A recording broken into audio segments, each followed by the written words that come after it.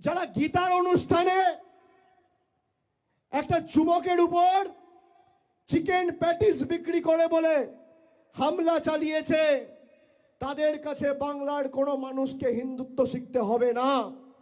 তার কারণ আপনি যদি সত্যি গীতা পড়ে থাকেন, গীতার ৫ম অধ্যায় ১৮ নম্বর শ্লোক শ্রীকৃষ্ণ স্বয়ং বলছে, বিদ্যা বিনয় সম্পন্নে ব্রাহ্মণে গবি হস্তিনী সুনিচৈবা স্বপাকে চা পণ্ডিতঃ সমদর্শিনঃ। তার মানে একটা কুকুরের মধ্যেও আমি ভগবান শ্রীকৃষ্ণ বিরাজমান, একটা গরুর মধ্যেও আমি বিরাজমান, একটা পিঁপড়ের মধ্যেও আমি বিরাজমান, আর মানুষের মধ্যেও আমি বিরাজমান। সে গীতা পাঠের অনুষ্ঠানে একজন যুবককে চিকেন প্যাটিস বিক্রি করে বলে মারছে, এর জবাব বাংলা দেবে না?